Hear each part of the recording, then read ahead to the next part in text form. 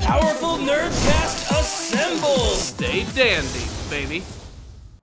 Todoroki Family Drama is the name of the game in the latest episode of My Hero Academia. That's right, this is a pretty hard-hitting episode as the weight of being the #1 hero is finally starting to be felt by Endeavour. I mean, he already had a pretty massive fight with a super powerful Nomu, he's been confronted by the very mysterious Dobby, and now he has to face his greatest battle yet, dealing with his family. He realizes that there's really nothing that he can do to atone for his sins of the past, but he's going to continue to push forward, and it's going to come with a lot of heartbreak. But honestly, I think this is the best development that we've seen for the character thus yet. I will say that with all of that going on, it was pretty exciting stuff. Personally, I was just excited to see Fuyumi Todoroki again. I kind of have a crush on her. Don't tell my girlfriend. It's all in good fun. You know I love you, babe. But enough about anime waifus and husbandos. Let's talk about the latest episode of My Hero Academia, which really was 1,000 times better than the last episode, the opener of Season 5, which was effectively just a recap and reintroduction to all the main characters.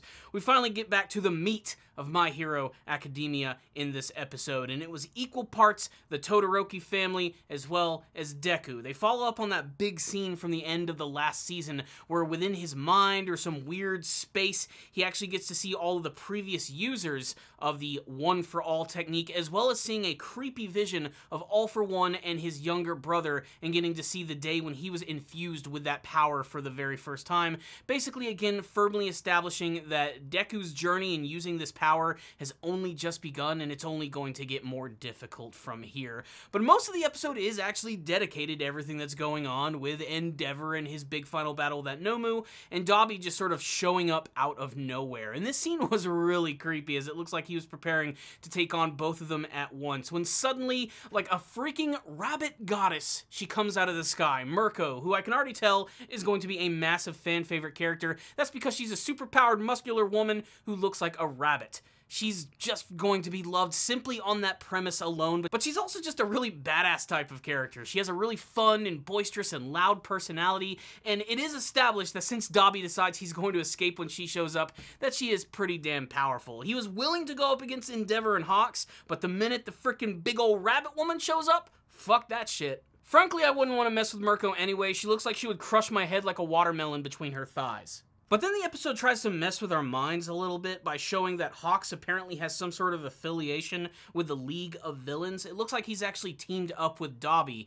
This is immediately followed by a scene where we get to learn that he's actually infiltrated the organization in order to learn just a little bit more about them. And this is great, because I didn't want to see Hawks as a villainous type of character. I wanted to see him as more of a hero. And they even dive into his personality a little bit, of how he's so heavily associated with the organization that made him into the hero that he is today. Basically saving him and his family when he was much younger. He looked up to Endeavour as a hero as a young child, very similar to how Deku looked up to All Might. So you really get to see the strong connection between these two characters, despite the fact that they are night and day different from one another. They're oil and water, but watching them together on screen is always really awesome. But then after that, we get this really strange scene where Endeavour returns home, and what is really cool is that while he did sustain some pretty massive injuries, we do get to see that he's mostly like the same that he's always been, except now he has a really gnarly ass scar across his face, which frankly I think makes him look even cooler, and it also gives him this sort of like weird physical connection to Shoto, which I think is actually kind of remarkably interesting. You could call it poetic justice if you want, but I think it's a pretty interesting dynamic. But he returns home to see Shoto, Fuyumi, and the other brother Natsuo, and they're not exactly thrilled to see him. Fuyumi is basically the one who kind of wants to bring everybody back together. Shoto is willing to learn, but Natsuo wants nothing to do with his father at this point. You can see there's a tremendous amount of contention amongst them. He doesn't believe that he's going to change at all, and this is all just some sort of like weird front that he's putting on for the family. But Endeavour seems very sincere in what he's actually trying to do. He's taken this responsibility to a brand new level, and he himself at least recognizes that no matter what he does, he's always going to be seen as sort of like a bad guy to his family, but he's still going to push forward to try and do the best thing. And I think that's awesome. You can even sort of like get these like small moments where it seems like Shoto is willing to accept him for what he's doing. He'll never necessarily forgive him for what he did to his mother, but he's still not necessarily going to completely shut his father out of his life. And that is heroic in and of itself, and one of the strongest elements of the entire episode. But then we get all the Deku stuff, which, like I said, is actually very similar to what we saw at the end of the last season, damn near the same exact scene, but we get to see more views of all of those people who previously used the powers before, some of which we've already actually seen before, like Nana Shimura, but a lot of the other ones are like very mysterious, and I want to learn more about these guys and their past of actually using this power and how they actually took it from All For One's brother. And again, they're still trying to keep these guys really freaking mysterious by not like showing us the bigger details of their faces. We got maybe our best look at All For One before his face transformed into a fucking hamburger, and basically he's just a dude with white hair and glowing red eyes, and that's basically it. But he's able to justify the uses of his powers to his brother by saying that he's actually legitimately helping out people, despite the fact that he's actually manipulating them to join his evil superhero army.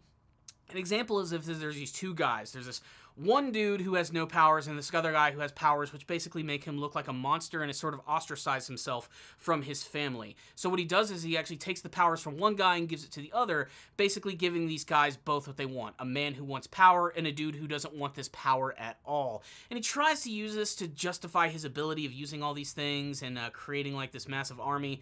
But his younger brother simply is just not having it. And this is, of course, what's going to be leading up to those events where eventually he will get the All For One powers, or the One For All powers. I always confuse the two despite the fact that they're very different. But we get to see that, like, this is a big moment for Deku. It's just like the end of the last season where suddenly the window breaks, and that's basically it. So what's the rundown on the latest episode of My Hero Academia? I really wish they would have opened with this episode for the beginning of the season, but I'm not going to completely blame them for doing the one that they do, because the history has shown that My Hero Academia always opens up with a recap, and even this one is not going to win over a lot of people for the fact that not that much actually happens, but I think that everything that does happen in this episode is tremendously important, and it goes so well with the end of the last season of showing the growth of Endeavour as a character, as a hero, and as a father. You really look at Endeavour from the beginning of the series and look at where he is now.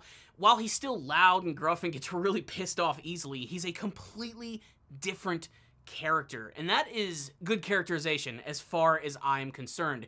He's grown and he has a lot more room for growth. That, and of course, we're going to get to see more of where the other characters are going to be going from here as far as Deku and all of them. What is really cool is that everything that we saw in the intro for the last couple of episodes looks like it's going to come to fruition in the next episode of the series. We're going to get a big old battle between classes A and B, which is great. I want to know more about B class because they're just as interesting, I think, as just about every other character in the series. The show has so many characters, and yet they all manage to be pretty freaking awesome. As for all the stuff with Dobby and Hawks, I thought that that was also really cool. I love the fact that they immediately confirmed that Hawks is in on all of this and that he's actually infiltrating the organization. As for how far this is going to take him and where he's going to go as a character, I'm very interested because, again, there's something about his character that I can't quite put my finger on, but he's a tough egg to crack. And I can't wait to learn a little bit more about his past and how, if he's really putting on some sort of front as being the superheroic hero, or there's something much darker to his character that was hinted at a lot in some of the flashbacks about him being a kid in this episode. And then there's Dobby.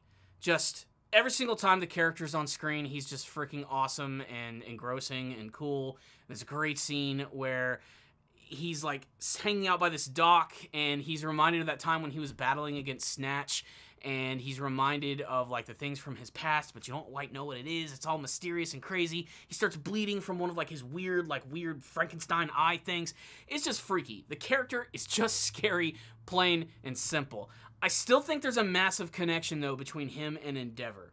Like, I already talked about that in the last episode, just the fact that the guy does use fire powers.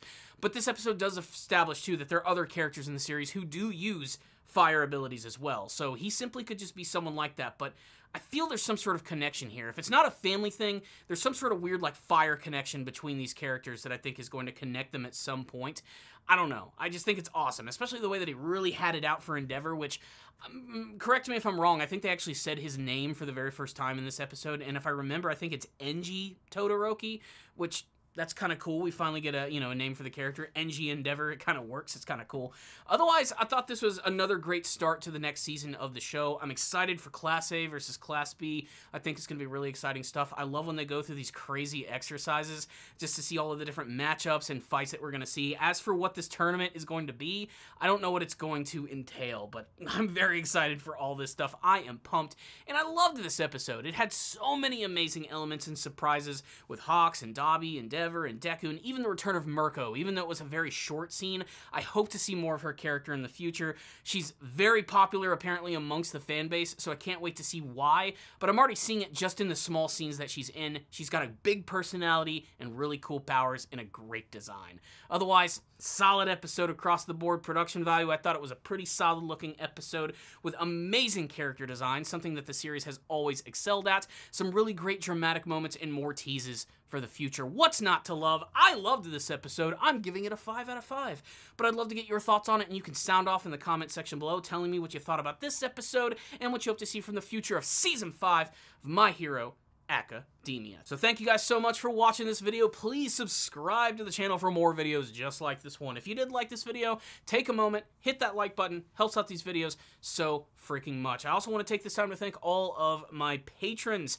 You guys are amazing making those monthly donations. Remember, first-time donators, I'll review an anime series of your choice, as well as adding your name to this list of people that you currently see on screen. I actually just released a brand new Patreon review, and I really hope that you guys are going to check that out. It's on the anime comedy series Mr. Osamatsu, so please check that out. I would really appreciate it. Also, if you guys are wondering why there's a green screen behind me, the fact of the matter is I'm at work right now. We're getting ready to start using this, and I just wanted to use this setup to get my review done. I didn't want to wait another week to talk about this one because I'm really loving this season of My Hero Academia thus far, and I really appreciate it. And for everybody who's asking about my Attack on Titan review for the end of the 16th final season, which really isn't the end, it's coming very soon. I'm going to be recording that hopefully in the next day or so to give my final thoughts on this season, which was insane, to say the least. I also have a ton of other anime reviews and things I gotta catch up on, so please stay tuned for the channel for all that good stuff. Otherwise, that's it. Thank y'all for watching. I'll see you next time, and as always,